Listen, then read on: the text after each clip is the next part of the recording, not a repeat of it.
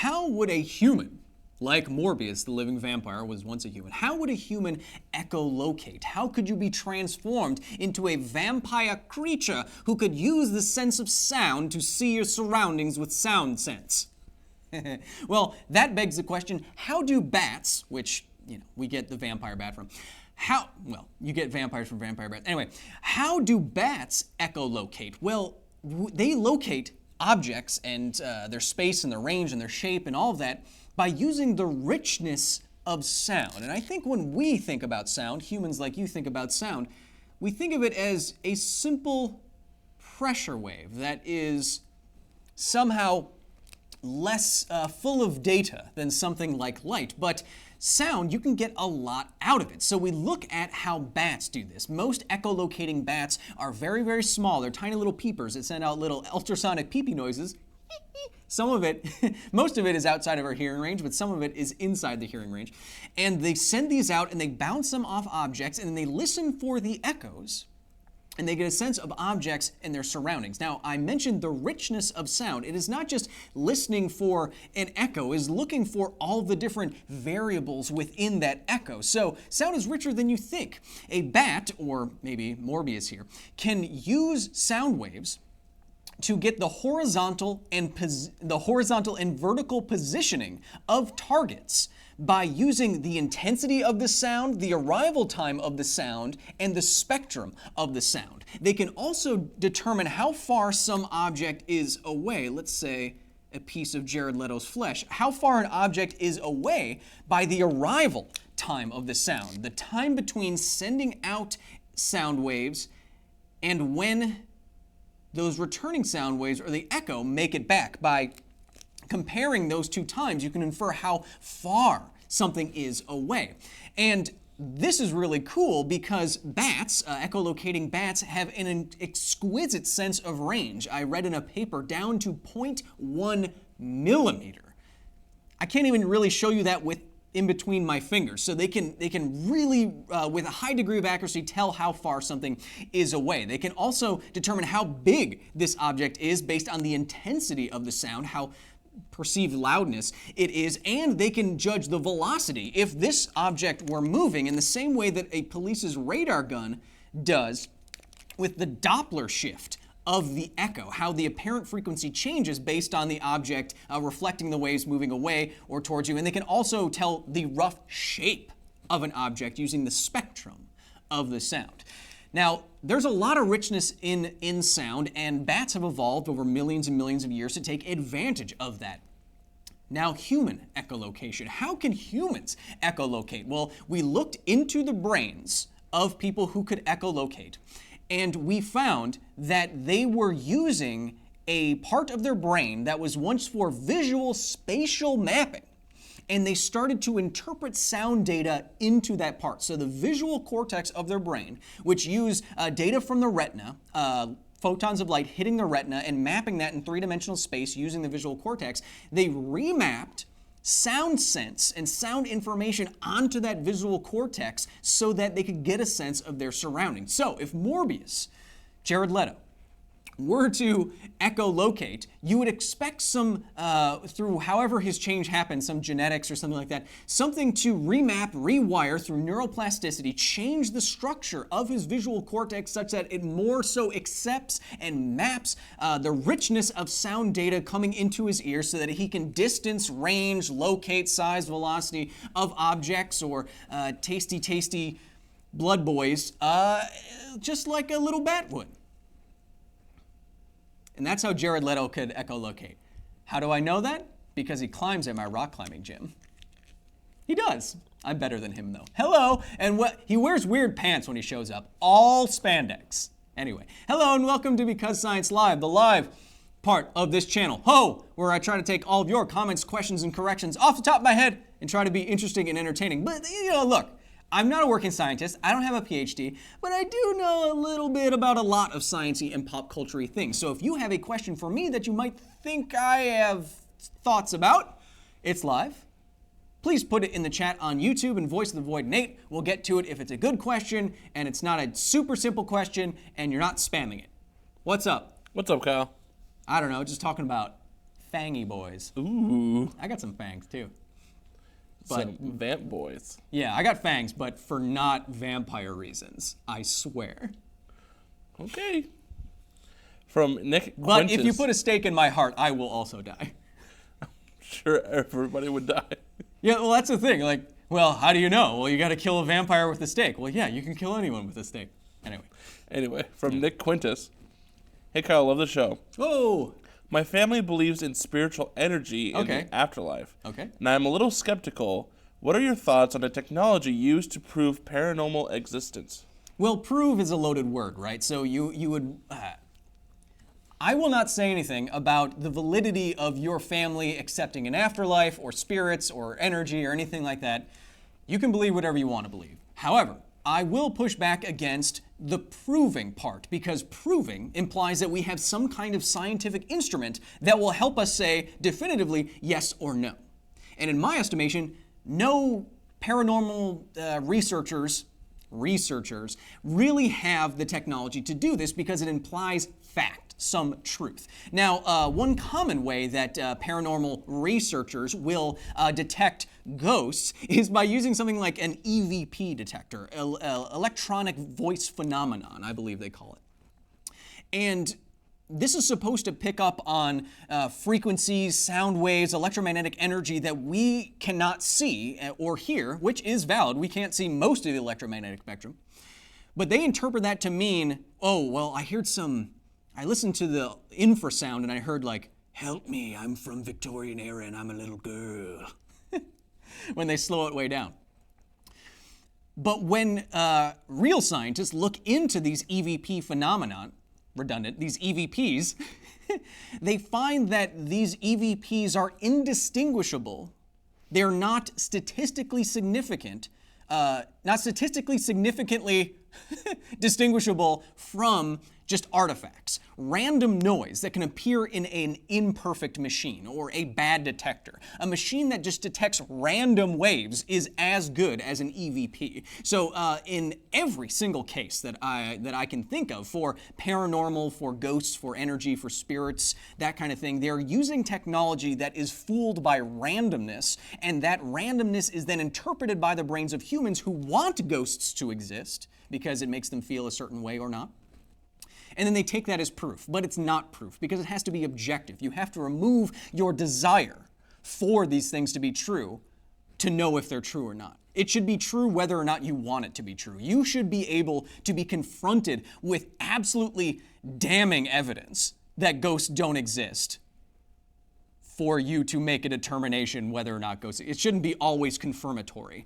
That's not going to happen. So you can believe whatever you want to believe, but in my estimation, there are no devices, no good evidence for ghosts and spirits and paranormal stuff and the like, because none of it seems very objective. I've seen a guy on Ghost Hunters walk around a house where producers are turning lights on and off and throwing cans down the stairs, and he has a thermal camera, and he's walking near the wall, and he's standing there. And he goes, wait, did you hear that? And he turns around. And what does he see on the wall? He sees an outline, a ghostly outline of a body. And he says, wow, there must be some kind of spirit here. Well, no, you're just standing close to the wall and your body heat warmed the wall up in your body shape because it's coming off of your body, and then you looked at it. There's a lot of cases like that where researchers are taking data that shouldn't be associated with anything spiritual and reinterpreting it in the context they want to see it in. That is not scientific. So, like I said, believe whatever you want, but I have not seen any good evidence to support those claims. Why haven't they found Bigfoot yet? How many seasons of the show do you need? He's out there. Oh. No, he's definitely not. There's a theorem in biology for when you are trying to find some animal in a wilderness. Like you can do the statistics on this, where you say, okay, we're looking for X size creature in X size area. How many expeditions would we need to, on average, take in order to definitively say that that creature is in that area or not? And there have been so many Bigfoot expeditions over the years, so many TV shows, independent people, the belief in every continent. There's been so many people going through the woods looking for this thing that it makes it almost impossible for it to exist.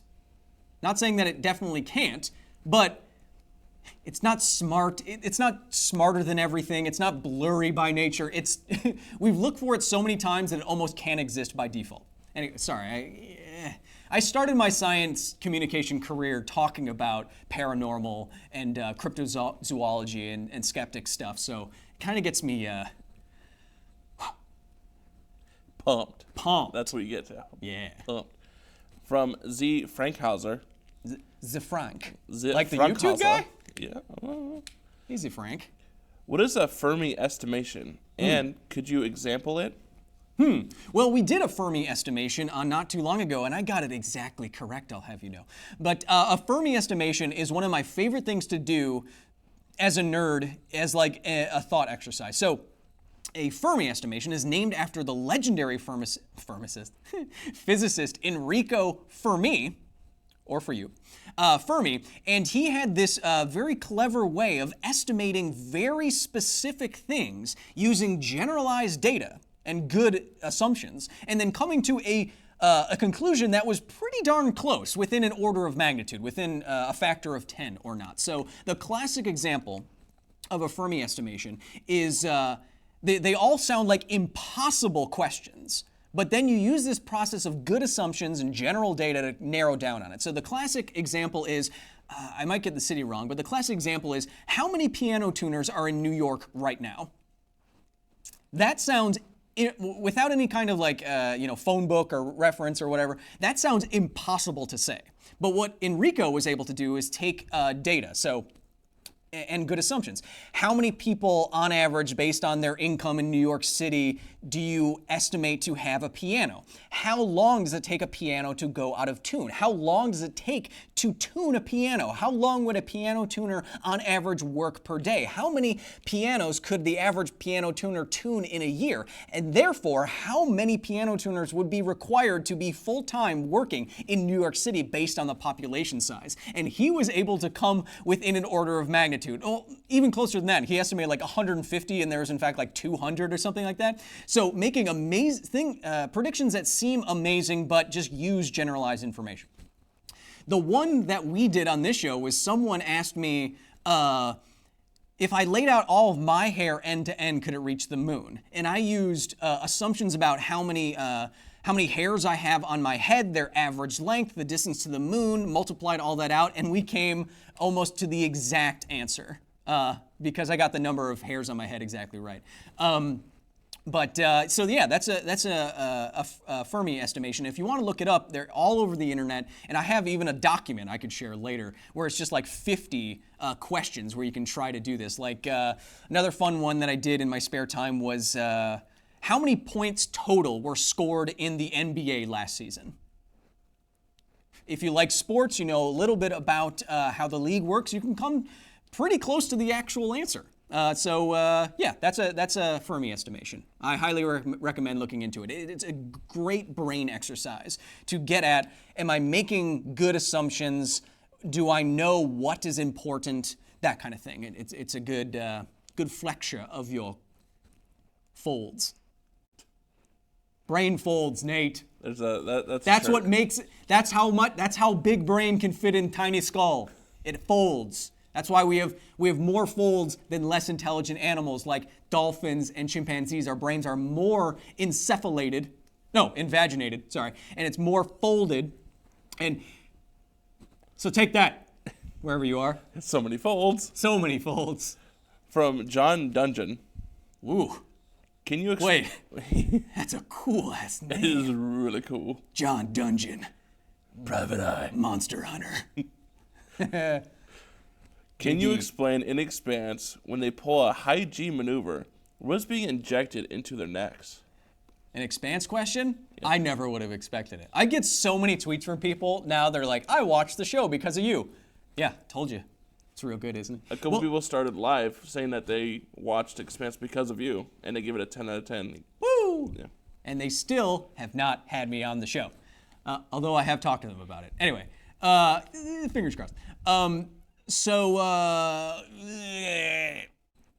in the Expanse, they inject, there it is. In the Expanse, they inject something into their necks, which they call, or what Alex calls, the juice. Now, I don't think, because I haven't read all of the books yet, I started with the TV show, so I'm a TV show guy. I don't know if it's exactly stated what's in the juice, but this is a narrative world-building way of getting around a problem that they're being very accurate about. Now, I think the best sci-fi world building only bends a few rules, doesn't break a bunch of stuff. Like it might have aliens that could get around inertia and stuff like that, but everything else is accurate. So the juice is kind of a narrative world building way of not saying exactly what's in it, but gets around the high G's that you would have because you're being accurate, because you have short travel times with Epstein drives, going from planet to planet or system to system or what have you. So what would be in the juice? Well, I don't know. What's difficult about high G maneuvers is that if your body is being accelerated in different directions, it will make your blood and the rest of your body, it will make all of your body heavier. So right now, your mass, your weight is your mass in kilograms multiplied by the acceleration due to Earth's gravity. So if you suddenly start accelerating at a rate that is twice Earth's gravity, so it's not roughly 10 meters per second, it's now 20 meters per second, we need to add a 2 here. And then this is your weight, and you find that your weight is now twice. So as you accelerate faster and faster, if you're pulling 1 G in the Expanse, or 2 or 3, you are becoming 1 or 2 or 3 times heavier, like actually heavier. And when that happens, your blood gets heavier. And your blood can either be forced into your face, into your head, and you can have what fighter pilots, I believe, call a red out, where blood fills like your lower and upper eyelids, and then you pass out, but you see red instead of black, which sounds pretty awesome. I mean, metal. I meant metal. Sorry. It's not cool to pass out.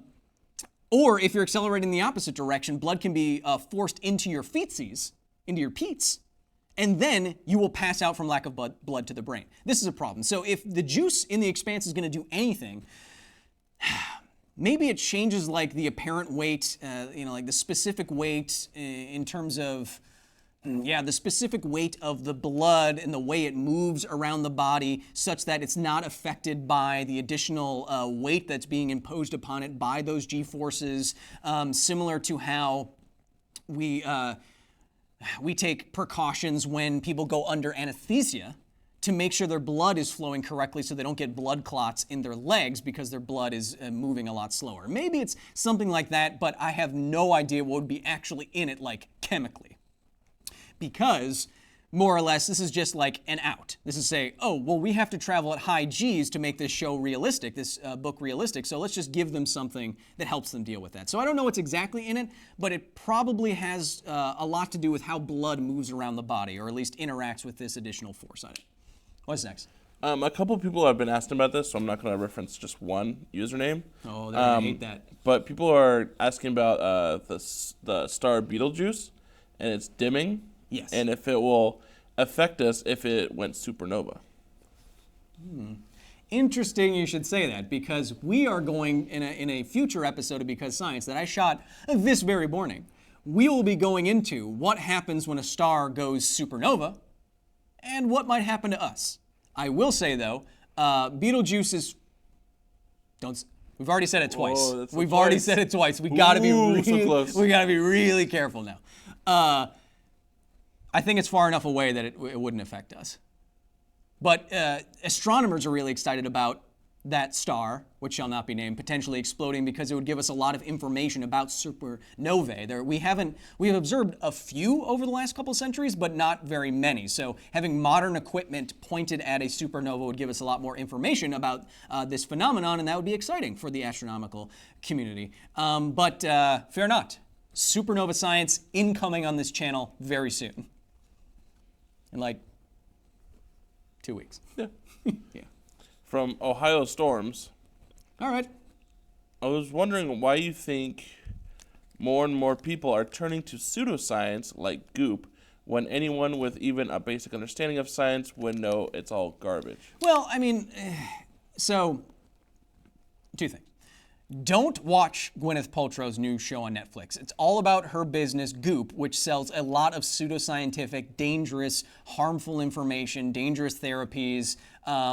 It promotes a lot of, female empowerment and feminism, but that's the guise under which she sells like things that could potentially harm you. So even though it might feel nice or therapeutic or at least different, it doesn't mean that it's good or that it works. So don't support her, don't watch the show. Second thing, I think people have fallen for pseudoscience forever. I mean, I think it's part of human nature to look for evidence that supports your theory and throw evidence away that doesn't. That's just confirmation bias. We want the magic bullet. We want the cure for terrible diseases that are incurable. We want the way out. We want something simple, effective, immediate gratification. And as long as that's part of human nature, we're always going to want these things that sound too good to be true because they are. So I think we're always going to fall for pseudoscience. The only way to combat that is with real science, but more pseudoscience always pops up. Third thing is we really shouldn't get down on people who adhere to pseudoscientific beliefs. It really depends on the person. When you say, and not to call you out here, man, but when you say like, oh, even a person with any kind of common sense would know that it's nonsense, well, maybe extend your view of these people a little bit. What if that person was a mother and they were born with an autistic son or daughter, and they were incredibly disabled, and they knew that their entire life they were going to need support, and then they found in some Facebook group an advertisement for some clinic, and they went to the clinic, and the clinic said, well, usually our treatment for this is bleach enemas. And they do it. And this happens. It's horrible, and it's taking advantage of people, but I do not fault those people for wanting, beyond anything else, to help their family, their children, those that they love. We cannot be that dismissive of people. If you're really desperate, I believe you would have some of the same thought processes, especially like bunk treatments for cancer, treatments that definitely don't work. If you had, 2 months to live, or your daughter had 2 months to live, would you travel to some country to try some unproven therapy just in case for the 1 in a trillionth chance it might work? Yeah, I could see the rationale for that. I could, even if it's just peace of mind. So common sense isn't always what you think it is. People have different life experiences, different information given to them, different upbringings, different backgrounds, different educational levels. We cannot be so dismissive. We need to understand these people in order to understand why and when and how they adopt these beliefs. And I'd be willing to bet you hold some pseudoscientific beliefs yourself for some of the same reasons. We all have to check ourselves before we collectively, as humanity, wreck ourselves. See, I got really serious, and then I ended it with kind of like a stupid joke, and I take the serious part. But just cut out the stupid joke. Yes, cut out the stupid joke in the edit. You hear me? From Dark Stalker. Okay. Why do all the planets orbit? Speaking of stalkers, I just figured out what stan means. I had to look up what stan means because this K-pop thing's in the news all the time. It means it's a portmanteau of stalker and fan. It's not something you should call yourself. Got so many stands. I don't. Not that I know of. Why do all the planets... But there are a lot of bushes near where I live, so I mean, there could be a bunch. Why do all the planets orbit the sun in relatively same horizontal plane? Can planets orbit horizontally and vertically around their sun? I don't know.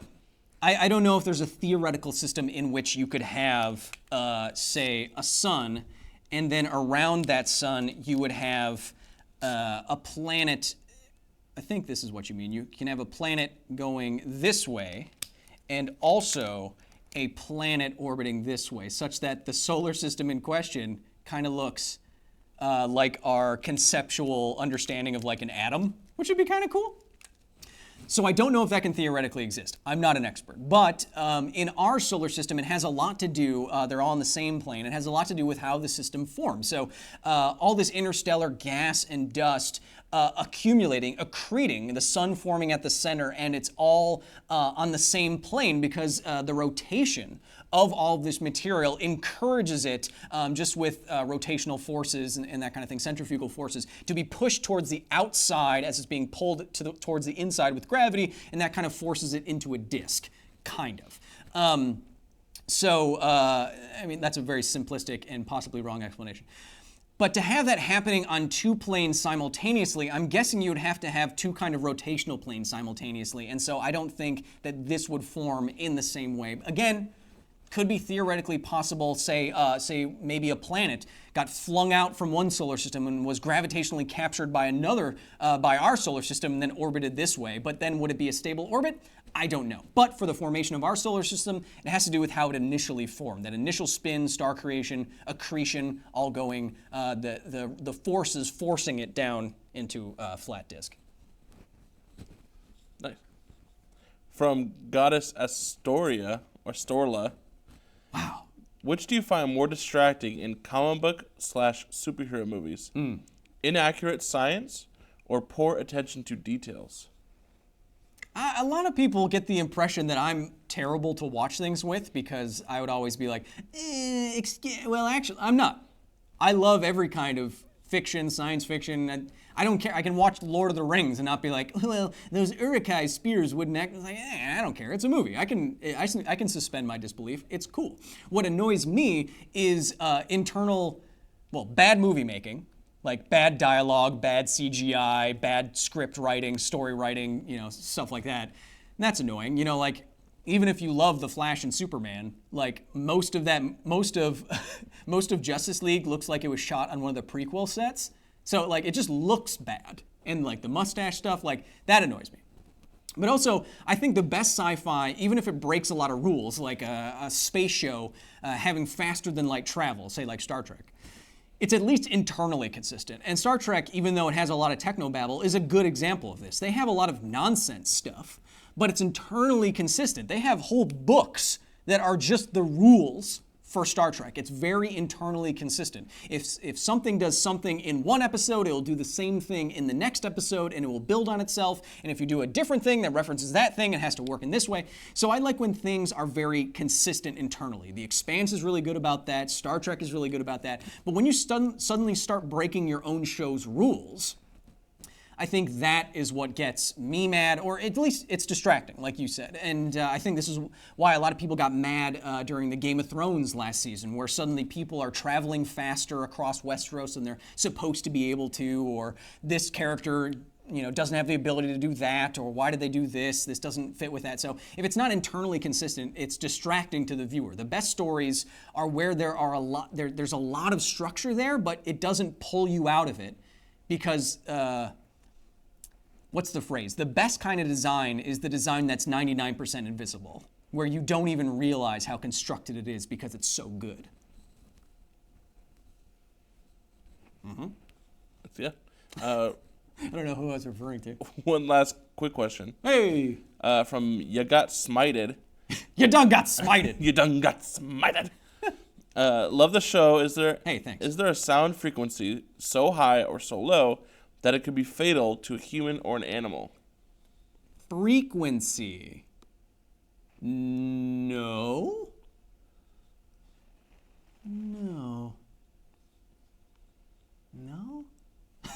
Well, I don't think frequency is the right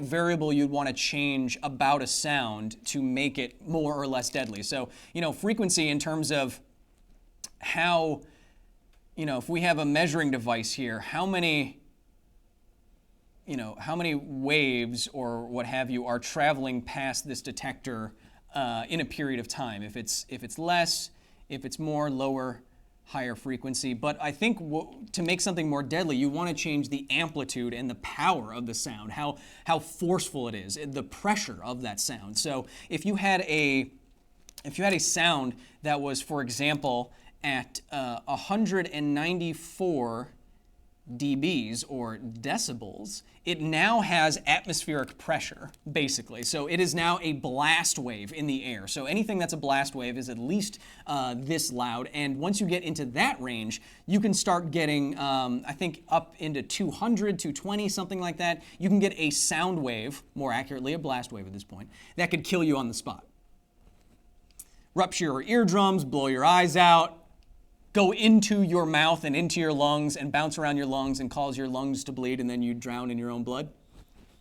That kind of stuff. So frequency, I'm not sure. I know high frequency and low frequency is all around us. There are animals. There are moths, for example, that can hear at ridiculously high frequencies, and they don't like explode. So I think what you're looking for is like sound power, sound pressure. That would be more deadlifying, I think. I could be wrong, but I'm pretty sure that's right. Thank you so much for joining me and Morbius for this episode of Because Science Live. Whew! Into the new year. How are your resolutions going? Mine are going pretty good, actually. Trying to read more. I feel dumb, so I'm trying to read more. I need to read. It's always just scrolling. I should be, this year, scroll more this way and not so much this way. That's my PSA. Have a wonderful rest of your weekend. Next week, oh wow, we have another Because Science Live on Friday. We have another Footnotes where I answer all of your comments, corrections, and questions about my Sarlacc Pit episode on Tuesday. And then on Thursday morning, we have a brand new episode about a show that's very popular right now. But you're going to have to toss me a coin if you want to figure out what that's about. Be nice to each other, because this is all we got.